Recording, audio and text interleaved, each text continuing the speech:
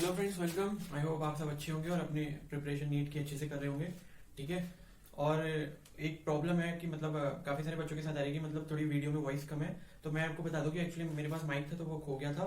तो मैंने एक नया ऑर्डर कर दिया, तो आप उसकी टेंशन मत लेना। 2-3 दिन में आपकी प्रॉब्लम ये वाली भी सॉल्व हो जाएगी। जब तक आप ईयरफोन या हेडफोन जो भी आपके पास है उसको यूज करके आप वीडियो देख सकते हो। ठीक है।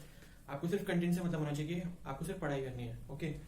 तो हम लोग यूनिट्स एंड मेजरमेंट देख रहे थे और इसमें काफी सारी बेसिक चीजें हम पहले कवर कर रहे हैं। ठीक है। उसके बाद ये चैप्टर साथ में हमारा पैरेलली चल रहा है और कुछ नई चीजें भी हम लोग सीख रहे हैं। ठीक है। तो जैसे मैंने कुछ फिजिकल क्वांटिटीज वगैरह आपको समझाई थी कि हमने जैसे पढ़ा था पिछली वाली वीडियो में कि एक्सेलरेशन क्या होता है, रिटार्डेशन क्या होता है, डिस्प्लेसमेंट, डिस्टेंस। ठीक है।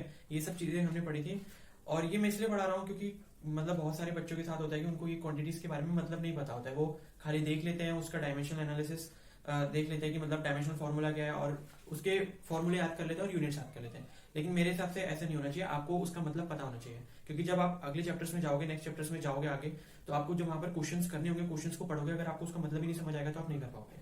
ठीक है। तो क्वांटिटीज का मतलब पता होना जरूरी है। तो अब जो हम नेक्स्ट क्वांटिटी देखने जा रहे हैं वो है मास। ठीक है।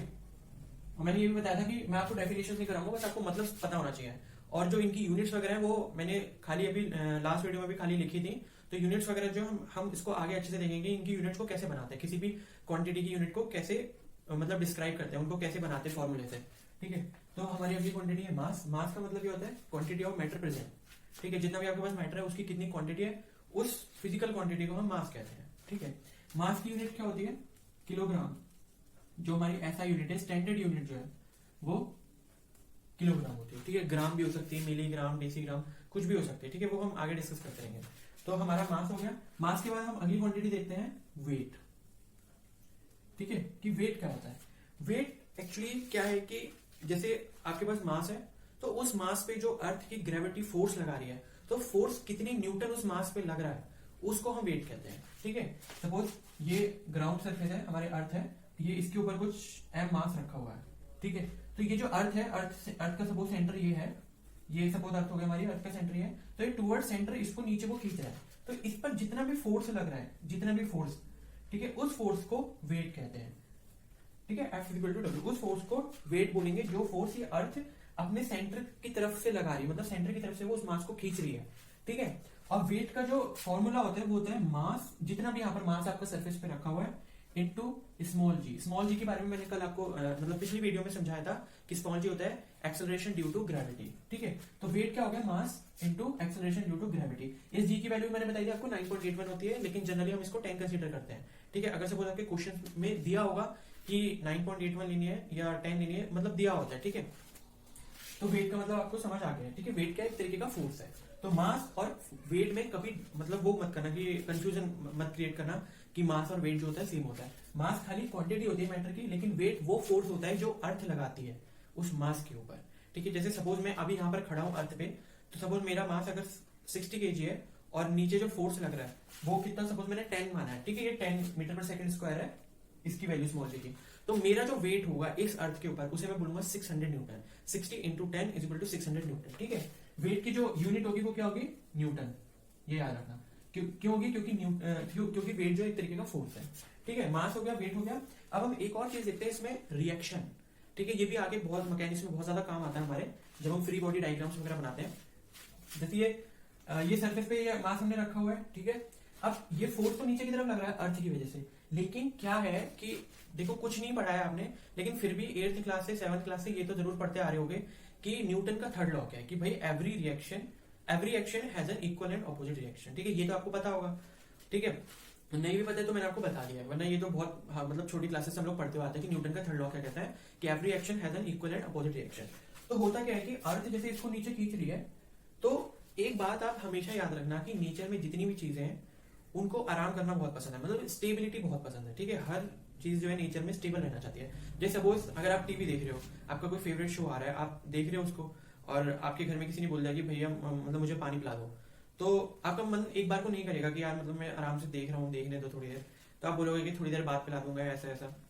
ठीक है। मतलब टालने की कोशिश करोगे क्योंकि आप स्टेबल हो गए हो, लेट गए हो एकदम, तो आपको पसंद नहीं कि कोई आपकी पोजीशन को अनस्टेबल करे। तो वही चीज हर किसी के साथ है कि मतलब नेचर में हर कोई चीज जो है स्टेबल रहना चाहती है। ठीक है। आपसे अगर पानी के लिए बोला है तो आप एक रेजिस्टेंस दिखाओगे उसके अगेंस्ट की, यार नहीं मेरा मन नहीं कर रहा, मतलब अगर वो आपके सीनियर है, मतलब पापा है, मम्मी है, कोई भी है, उनकी बात तो माननी पड़ेगी, लेकिन अंदर से क्या होगा, एक बार को मन नहीं होगा, आप रेजिस्टेंस शो करोगे अपनी तरफ से, पर आपको वो काम करना तो पड़ेगा ही, ठीक है।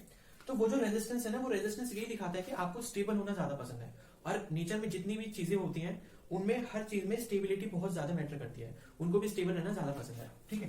तो अब सपोज ये मास ये रखा हुआ है अर्थ के सरफेस के ऊपर, नीचे को फोर्स लग रहा है अर्थ की ग्रेविटी की वजह से। अब क्या होगा, ये नीचे को तो फोर्स लग रहा है, लेकिन ये अगर सपोज यहां से मैं थोड़ा गड्ढा कर दूं तो ये मास नीचे आ जाएगा, क्योंकि फोर्स लग रहा है इसके ऊपर। लेकिन ये मास क्या चाहेगा कि नहीं भाई मुझे नहीं जाना नीचे, मैं तो यहीं रहूंगा, ठीक है। तो ये अपनी कोई रेजिस्टेंस प्रॉपर्टी शो कर रहा है कि नहीं भाई मैं जहां पर हूं मुझे वहीं रहने दो, मुझे हिलाओ मत, ठीक है। तो ये जो रेजिस्टेंस शो करेगा नीचे आने से, नीचे आने के लिए जो अपना रेजिस्टेंस फोर्स शो करेगा वो किधर करेगा, ऑपोजिट डायरेक्शन में करेगा, क्योंकि भाई अगर कोई इसको नीचे की तरफ खींच रहा है तो ये सोचेगा कि नहीं भाई मैं ऊपर रहूं, समझ आ गई बात। तो वो बात आपको समझनी है कि जैसे नीचे तो आपका क्या हो गया, ये वेट हो गया डब्ल्यू वाला फोर्स, लेकिन जो ऊपर जो फोर्स लग रहा है, जो रेजिस्ट कर रहा है, उसको बोलते हैं नॉर्मल रिएक्शन। इसको एन से भी दिखाते हैं और आर से भी दिखाते हैं, ये चीज आपको ध्यान रखनी है, ठीक है। इसे नॉर्मल रिएक्शन बोलते हैं, नॉर्मल रिएक्शन। ये फोर्स कब एग्जिस्टेंस में आता है, जब ग्रेविटी जो है किसी भी मास पर अपना फोर्स अप्लाई कर रही होती है, ठीक है। ये आई होप आपको ये समझ आ गया होगा कि नॉर्मल रिएक्शन क्या होता है। एक ऐसा रेजिस्टेंस फोर्स है जो अपनी कोई भी मास अगर सपोज अर्थ के सरफेस पे रखा है या कहीं पे भी अर्थ से ऊपर भी, मतलब अर्थ के ऊपर रखा हुआ है, तो अर्थ के सेंटर की तरफ से एक फोर्स आ रहा है जो उसको नीचे की तरफ खींचना चाहता है, लेकिन वो मास नहीं जाना चाहता नीचे, वो वहीं रहना चाहता है। तो वो जो उसकी टेंडेंसी होगी ऊपर की तरफ होगी कि नहीं भाई मैं ऊपर ही रहूंगा। तो वो जो ऊपर की तरफ फोर्स लग रहा है उसको नॉर्मल रिएक्शन फोर्स कहते हैं, ठीक है। इसका जो मैग्नीट्यूड होता है नॉर्मल रिएक्शन का, ठीक है, एन का जो मैग्नीट्यूड होता है वो डब्ल्यू के बराबर होता है। मैग्नीट्यूड को ऐसे बाहर में शो करता है, ठीक है। आई होप आपको ये समझ आया होगा कि इसका मैग्नीट्यूड जो है इसके बराबर होगा। आगे बात समझ में। अब ऐसी जो एक केस होता है, फ्रिक्शन के केस में भी होता है, अगर आप किसी चीज को धक्का मार रहे हो तो उस बॉडी से भी क्या होता है, आपको अपोजिट फोर्स लग रहा होता है, जब तक आप उसका फोर्स ओवरकम ना कर लो तब तक वो बॉडी हिलेगी नहीं, ठीक है। आई होप आपको ये समझ आ गया होगा। अब नेक्स्ट टॉपिक की तरफ बढ़ते हैं।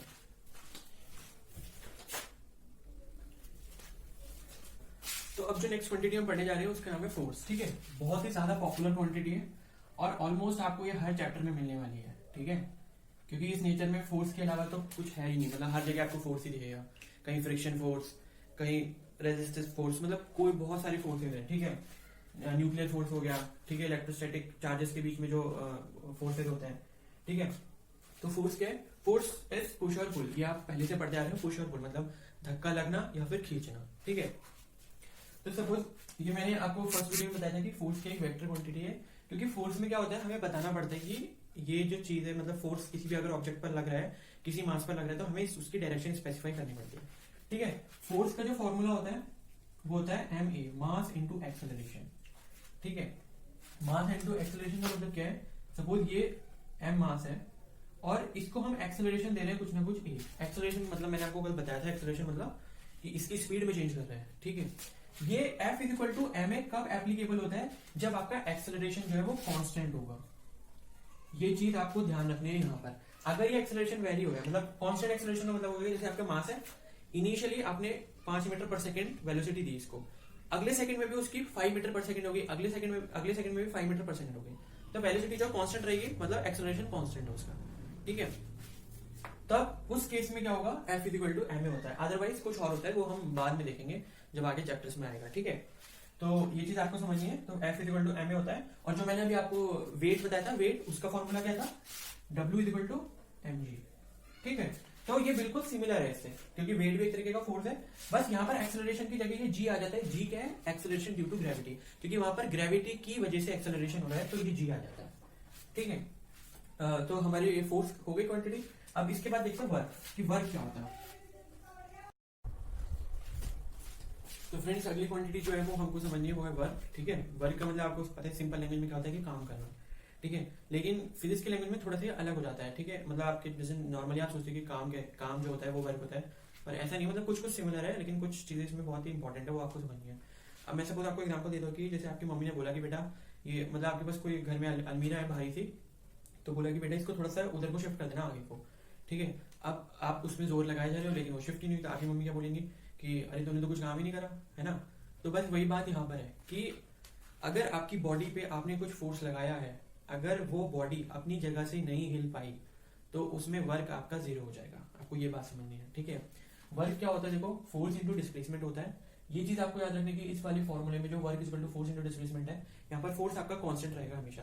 मतलब आपने जब इनिशियली स्टार्ट करा, आप 10 न्यूटन का फोर्स लगा रहे हो, 2 सेकंड बाद, 1 सेकंड बाद, 10 सेकंड बाद हमेशा 10 न्यूटन का ही फोर्स रहेगा, ठीक है। और डिस्प्लेसमेंट मैंने जैसे आपको बताया, ठीक है, डिस्प्लेसमेंट बहुत मैटर करती है यहाँ पर। जैसे आपने फोर्स तो सपोज अलमीरा पे 400 न्यूटन का लगा दिया, लेकिन आपकी डिस्प्लेसमेंट अगर जीरो हो गई तो फोर्स 400 इंटू जीरो कितना हो जाएगा, वर्क जीरो हो गया, ठीक है। तो डिस्प्लेसमेंट बहुत ही इंपॉर्टेंट फैक्टर है कि आप कितना भी फोर्स लगा लो, अगर बॉडी डिस्प्लेस नहीं हो रही है तो आपका जो वर्क डन है वो जीरो हो जाएगा, ठीक है। इसका एक और फॉर्मूला है जो हम वेक्टर्स में पढ़ेंगे, एफ डॉट डी होता है, ठीक है, एफ डी कॉस थीटा, वो हम आगे पढ़ेंगे। इसकी जो यूनिट होगी वो देखो न्यूटन मीटर या फिर जूल होगी, ये दोनों इसकी यूनिट है। 1 newton metre equal to 1 joule होता है। अभी बस इतना याद कर लो। यूनिट्स वगैरह का मैं पूरा आपको चार्ट बनाऊंगा और अच्छे से एक्सप्लेन भी करूंगा, ठीक है। तो इस वीडियो में हम यही तक करते हैं, और इसके बाद कुछ और क्वांटिटीज बची हैं जिनको हम नेक्स्ट पार्ट में करने जा रहे हैं, उसको भी जरूर देखना, ठीक है। और मैं आपको ये बता दूं कि मतलब अगर आपको पसंद आई वीडियो तो प्लीज लाइक करके जाना, और अपने फ्रेंड्स के साथ शेयर भी करना, और अगर आपने चैनल अभी तक सब्सक्राइब नहीं करा तो प्लीज कर दो, ठीक है। क्योंकि मुझे पता है कि मतलब बच्चों को फिजिक्स में बहुत ज्यादा प्रॉब्लम होती है, और ये भी पता है कि मतलब उनको उनके बेसिक्स क्लियर नहीं हो पाते, इसलिए वो कुछ ज्यादा कर नहीं पाते फिजिक्स में। तो मेरा मेन एम यही है कि आप अपने बेसिक्स को अच्छे से स्ट्रॉन्ग कर लो, ठीक है। हम लोग 2021 की तैयारी कर रहे हैं और 2022 की भी कर रहे हैं, तो हमें साथ में चलना पड़ेगा। Okay, thank you.